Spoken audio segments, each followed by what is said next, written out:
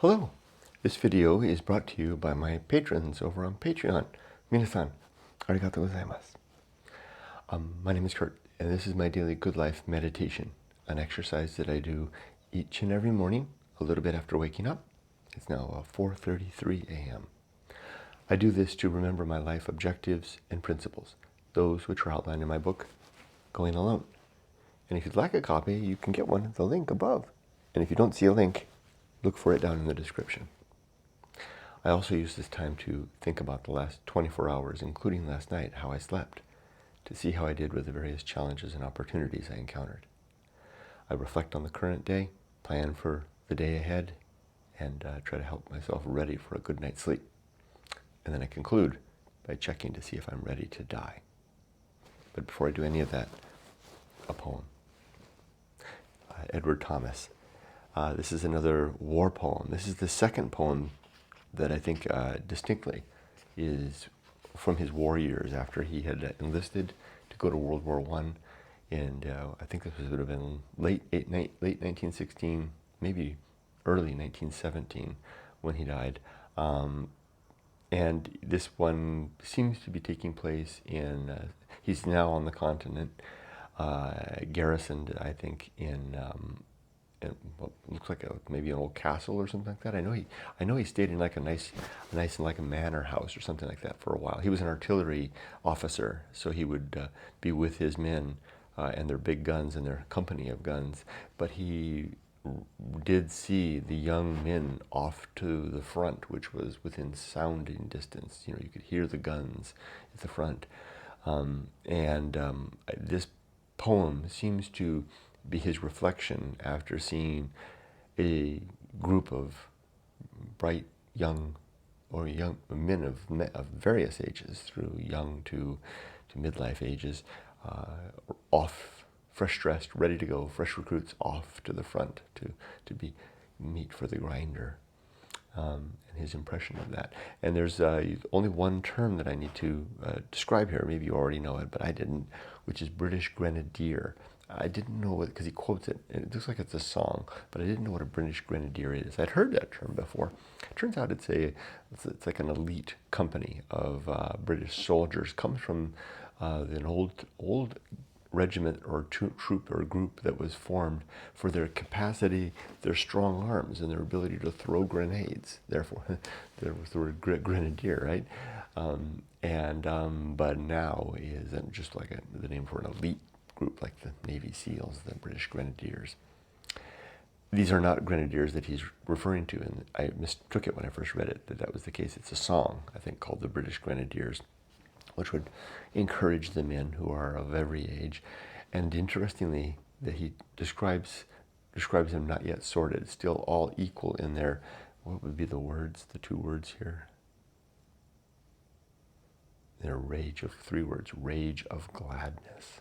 Now, he uses a vehicle of description at the very front of the poem, describing what it was like to be in a meadow when a group of hounds is released, hunting hounds is released after their quarry at the beginning of the hunt, and the hounds have not yet been sorted by the action. They're all equal. That's what he's referring to, equally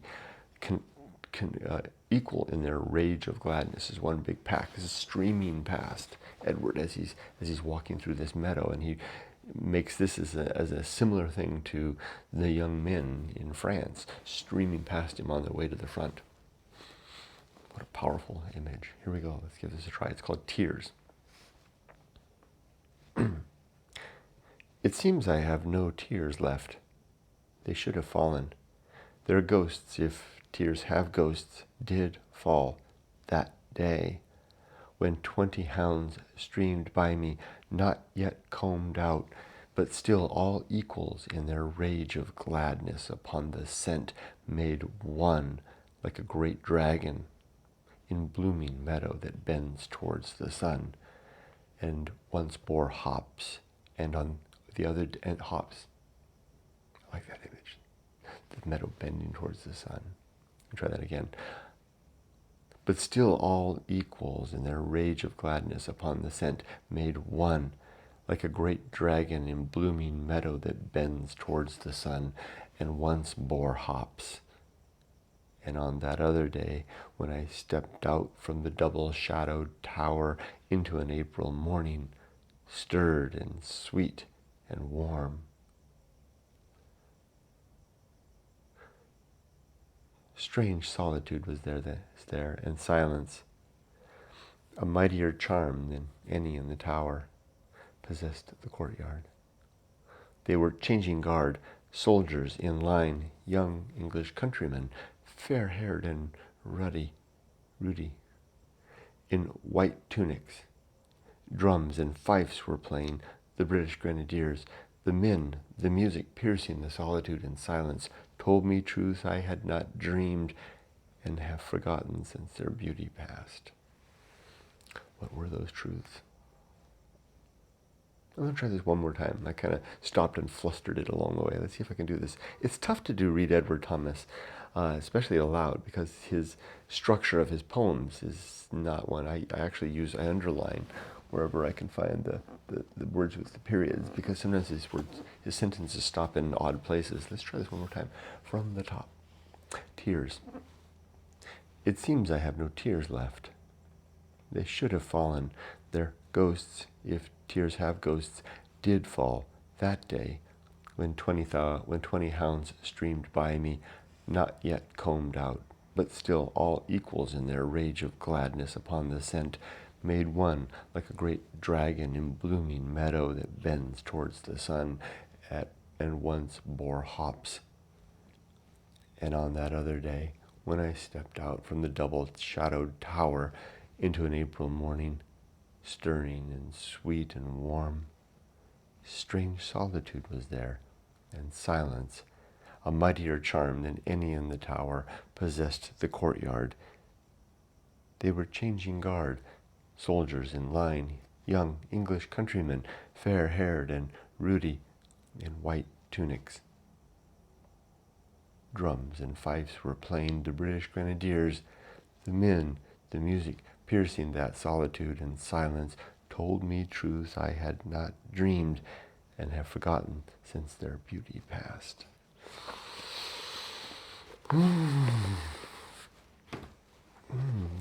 That's the first time that's happened. I've had several poems of his take my breath away, but I've never had one give me the full body chills like that. Good gosh. Let's do this. Last night and yesterday. Didn't sleep well last night. Had a bad day yesterday. It wasn't just a rough day, it was a bad day yesterday. I'm having an interpersonal, I won't go into any details, don't worry. If someone from work sees this, I'm not going there. I'm having an interpersonal problem at work that I'm unable to solve effectively, and I worry it could get me fired. So I just have to, thank gosh I can see the end. I just need to, I don't know what to do. Talk more to my supervisor. I've never been in a situation like this. I won't go into any details. Let's just say it's a human issue.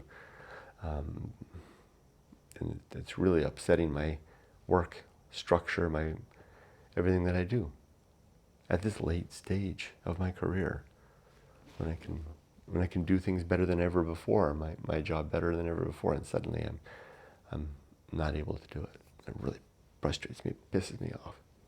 And that's the upset showing through. I need to get on top of it. I need to put a lid on, I need to have it being good. What's one of my objectives, right? Good emotional reactions. And I think I've got better emotional reactions for the sake of the good life, this daily exercise, than I would have otherwise. It's just not good enough. I'm being pushed in ways that I've never had to go before, which I guess is good, right? So yesterday was a tough day in terms of my professional work. It was a great day. I got so much done. I had a really humdinger of a day. It's a day to be proud of, a day to go out on in terms of my work. My work was really good yesterday. I was switching hats between my project manager, my analyst hat, working with a customer, getting out there, business requirements laid out and documented, writing up a communications and training plan, corresponding with people, setting up things, attending meetings, being productive. Just this one thing that was just, more than I can effectively deal with at this time. And I've got more of it today. I've got a plan, so I'll talk about that when I get to that. So anyway, tough day, and as a result, I didn't sleep well last night. I was up mulling and fussing. I found that the poetry helped. A couple of times I was so frustrated, I just opened the book and started reading poetry. That helped. So maybe I'll start keeping this book, because I really like Edward Thomas's poetry. Keep this book with me all the time and thumb through it when I have moments that I need to husband my mind in. Let's go through the good life for today. There are 8 objectives as follows. To be always ready to die. To make good and effective use of time. To develop and maintain good and sound life principles. To cultivate good emotional reactions. To perform good actions. To recognize my true limits and true opportunities. To do just one thing at a time and do that thing slowly and deliberately and carefully. And then to maintain my balance.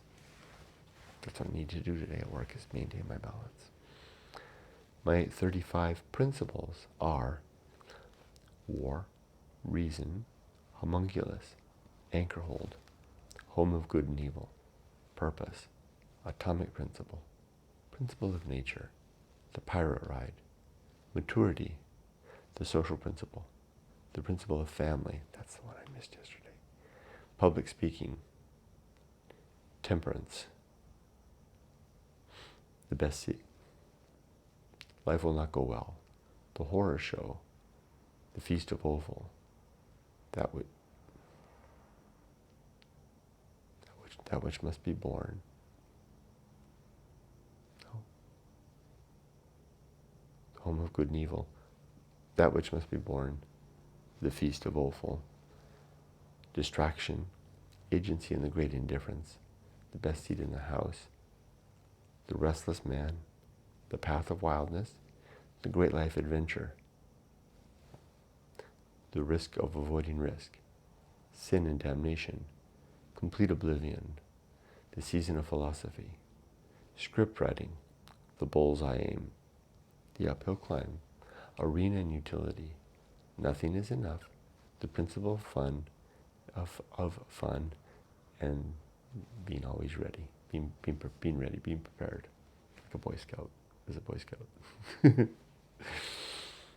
All of these objectives and principles are in my book, Going Alone, in the chapter titled The Good Life, a nod to the Stoics.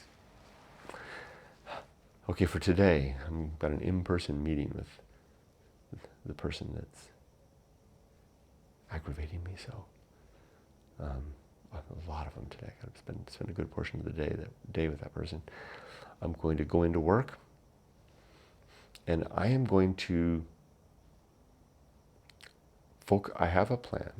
I'm going to compromise a little bit on the thing that I'm being micromanaged on. I'm going to compromise a little bit on that. Or, I worked this plan out yesterday with my wife while we were walking. I'm going to propose a compromise.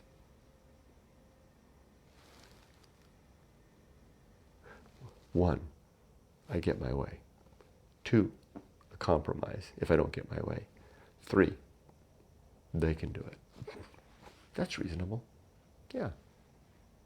This is what I want to do. No, you're not going to let me do that? Okay, how about this, which is reasonable? I'll just remove the thing that you don't want. Just won't do that, but I'll do the rest. 3, not even that won't do? Okay, I'll step back. You can do it. That's a reasonable approach. I have to remember that. Keep that in mind, Kurt. Probably what's going to happen is that won't be the case. Something else will happen. It'll be, my plan will be flustered, and I'll get pissed and start saying things. Don't worry, I'm not going to say anything terrible, but I'm going to get upset.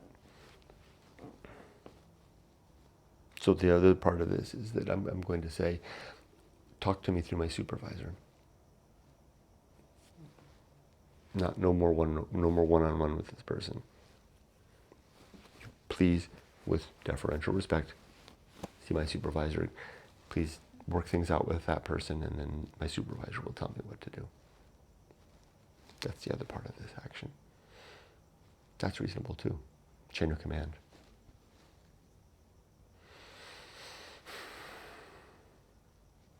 I think I can do this. The main thing is, because it's a big day, we've got a big presentation. The main thing is, I'm the project manager, I'm not going to make the team look bad because of my grievance. The team deserves a good event today. And I'm their representative in this event. And I'm going to I'm not, that's the underlying thing, Kurt. Do not make the team suffer or the project suffer for this. Even if I lose outright and I'm forced to do the thing that is against my conscience. That's tough. I don't think I can do that. Then it's plan 3, right? You do it. I ain't going to do it. Write me up. Fire me. That's fine. No kidding. I told Yumiko that last night. I said, the worst happens, I get fired and we go to Japan sooner. Big deal. I've already got everything checked. Everything's checked out. Yeah. It's not a big, I mean, that would be a blessing in some ways, right? I get to read poetry by a stream side in Japan sooner than I thought. Yeah. Okay, let's wrap this up. I've gone too much into work. I think I'm using this to ready myself for a tough day. I'm ready. Kurt, be good. Don't lose your temper, Kurt. Stay calm. Keep balanced. Good emotional reactions. Temperance. Remember death. In very short order, Kurt, just talking to you right now. In very short order, this whole situation is going to be nothing but an anecdote of the past. Something to remember once in a while when you're walking in the mountains, having a nice day in the garden, making a video, remembering challenging moments of my life. This would be an anecdote for that. And you want an anecdote to have, if not a happy ending, a mature, reasonable ending. You want to be an example to yourself of how, because this is the fray, this is the crux, this is the time to do your best. Okay, pep talk. Go team. I can do this. Let's wrap this up. Okay, am I ready to die? Is my life's work complete? Yes. Are my relationships sound? Yes. Are my affairs in order? Yes. I did it backwards, didn't I? Yes. That's all right. See, my mind isn't quite there.